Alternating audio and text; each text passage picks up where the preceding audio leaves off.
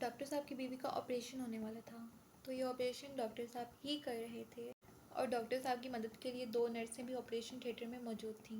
تو ڈاکٹر صاحب نے بیوی کو انجیکشن لگا کر بے ہوش کرنے کی کوشش کی، لیکن بیوی پر کوئی اثر نہ ہوا۔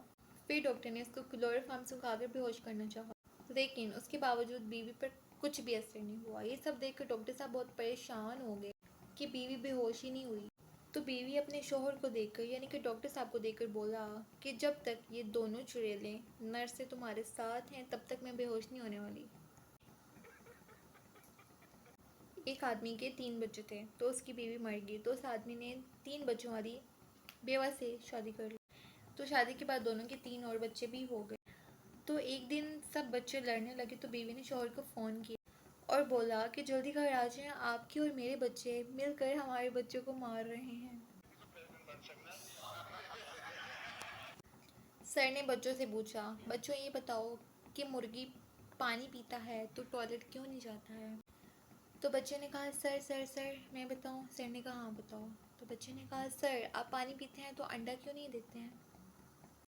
استاد نے اپنے شاگرد سے پوچھا کہ مرغیوں کی ٹانگیں چھوٹی کیوں ہوتی ہیں؟ تو شاگرد نے کہا سر اگر ٹانگیں لمبی ہوتی تو انڈے نیچے گر کے ٹوٹ جاتے نا۔ شاگرد ہزاروں کی قسمت تیرے پاس تھی، اگر پاس کر دیتے تو کیا ہی بات تھی۔ استاد کتابیں بھی سارے تیرے پاس تھیں، اگر یاد کر لیتے تو کیا ہی بات تھی۔ ماں اپنے بیٹے سے، بیٹا تم بال تو نہیں کٹواتے؟ بیٹا ماں لمبے بال آج کل فیشن ہے۔ ماں وہ تو ٹھیک ہے، پر رشتہ تیری بہن کا دیکھنے آتے پسند تجھے کر کے چلے جاتے ہیں۔ اگر کسی بندے کو بتاؤ نا کہ آسمان میں 800 ارب ستارے ہیں تو وہ آسانی سے مان لے گا، لیکن اگر یہ کہو کہ دروازے پہ تازہ تازہ پینٹ لگائے دور رہنا تو بغیر انگلی سے چیک کیے کبھی نہیں مانے گا۔ ایک کنجوس آدمی اپنی ایک آنکھ پر ہاتھ رکھ کر کہیں جا رہا تھا، تو راستے میں کسی آدمی نے پوچھا کہ بھائی کیا ہوا آنکھ کو، کوئی مسئلہ ہے؟ تو اس نے جواب دیا کہ کچھ بھی نہیں ہوا، ایک آنکھ سے کام چل رہا ہے تو دوسری آنکھ کو کیوں استعمال کروں؟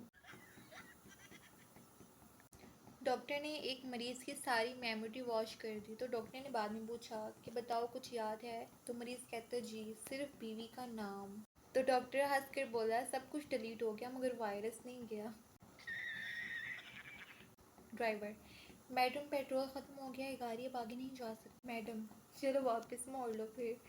ایک وزیر اعظم پاگل خانے معائنہ کرنے گیا، پاگل خانے کے دروازے پر اس کی ملاقات ایک پاگل جو قدرے ٹھیک لگ رہا تھا، تو اس نے وزیر اعظم سے پوچھا تم کون ہو؟